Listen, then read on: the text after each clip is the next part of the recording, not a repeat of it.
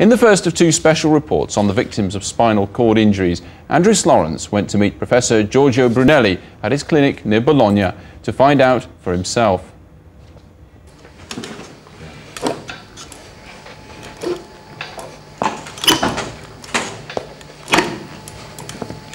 This man is paralysed, but he believes this is walking. The alternative, life in a wheelchair, is too awful for him to contemplate.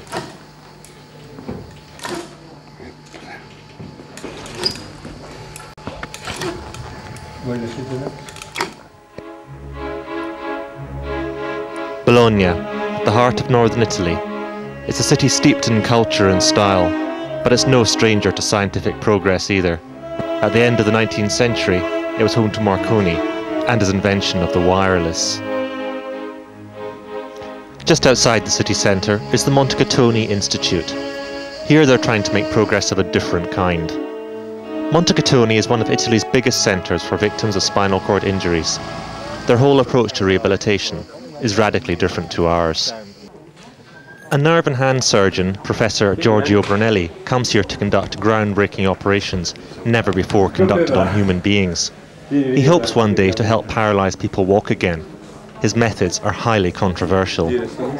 Angelo was one of his first patients.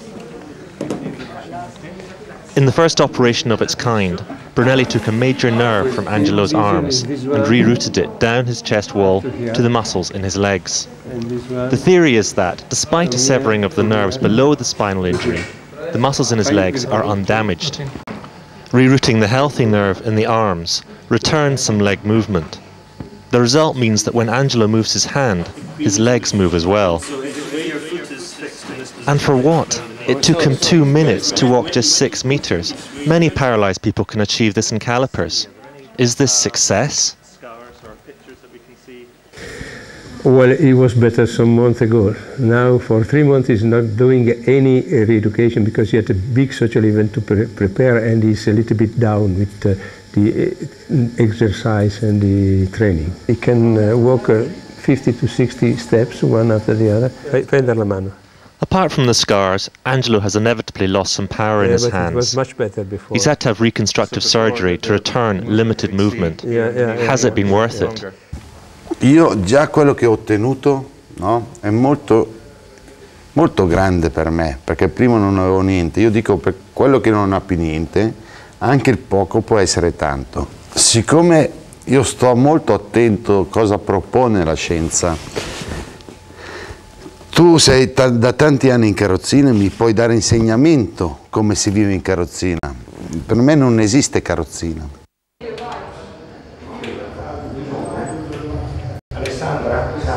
This whole place is geared towards people who are paralysed getting up on their feet and walking, at least standing. Whereas in a unit in Britain it would be, let's get your life moving again, let's try and rehab you and get you back to work. Because here it's, let's get you up and standing. Worry about the rest after.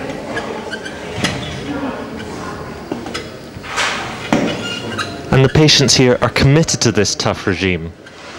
They're convinced that with willpower and commitment, they will walk again. This man told me the important thing is to believe. Just 4 months after Gigliola Santarelli was left paralysed after a car accident, she's agreed to a pioneering nerve transfer operation. She's about to have the sciatic nerve in her lower back rerouted to her legs. While the benefits are potentially greater than Angelo's, the surgery is destructive, so this is Gigliola's only chance of walking again.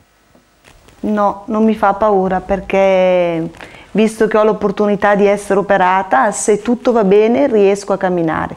Se non dovrebbe succedere niente non importa, perlomeno ci ho provato, ho tentato. But later, Gigliola was clearly worried about the operation. This is the first time I do this operation on a human being, and Gigliola is a volunteer patient, fully informed that in human beings, the result may be not good. In monkeys, we get so beautiful result, unbelievably beautiful result. Professor Brunelli's commitment to helping patients with spinal cord injuries is undeniable. But there are serious questions about whether patients such as Gigliola could possibly be psychologically ready to make such a crucial decision just 4 months after the accident. In general, I don't take them to the operating room unless I have spoken with them at least 3 or 4 times, maybe 1 hour, telling everything, removing any false hopes, and in the future I will also take profit of a psychologist examining the patient. Tonight we celebrate a remarkable breakthrough in spinal cord injuries. Earlier this year, the former Superman actor Christopher Reeve, paralysed 5 years ago, made an ad for a US investment bank. His vision of what will happen in the future enraged many people.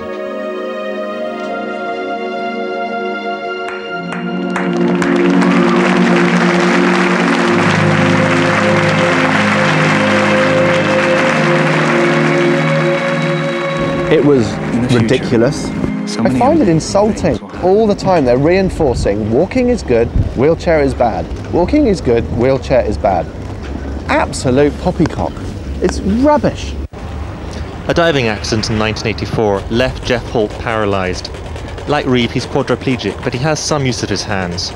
He's dismissive of the Brunellis and Reeves of this world, claiming they're offering false hope to paralysed people who cling on to the belief that they will walk again.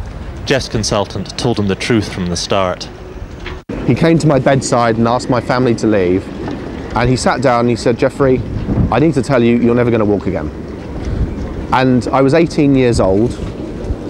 In my heart, I knew it was true. I didn't want to be told it, but that was the best thing I could have been told. Because I needed a kick between the eyes to say, stop living in a fantasy world, get on with your life. Don't hang around in your bed waiting for that miracle to come. Another accident victim arrives at the Royal National Orthopaedic Hospital in Stanmore, London. On average, they'll spend 9 months here in rehab. When a patient first comes to a spinal injuries unit like this one, they will see more wheelchairs than they've ever seen in their entire life. They will go through intensive rehabilitation to prepare them for their life in a wheelchair. Everything has to be learnt from scratch. Even the smallest of tasks will be a struggle of incomprehensible frustration. Boiling an egg, making toast, it's all practical stuff. But it's also essential if these patients are to achieve a level of independence. The message here is that there is no alternative for the foreseeable future. I think it's right that people keep and have some hope, some expectation that things in the future may change. Getting caught up in very optimistic, perhaps over-optimistic expectations of research achieving return to function within a relatively short period of time, I think is detrimental to the present, to people who are currently undergoing rehabilitation, who are currently trying to place themselves back in society.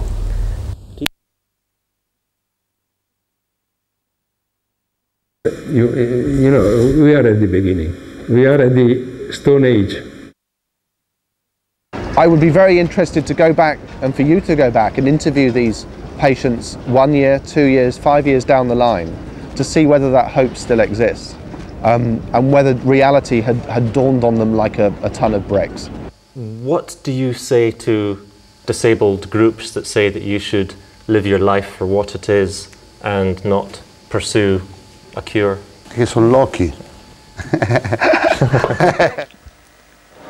Every person with a spinal cord injury has their own way of coping. In a life where yesterday was as hard as today and tomorrow will be no different.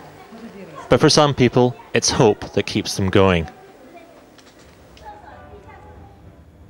Andrew Slorance, and you can find out much more information on our website. That's www.channel4.com/news.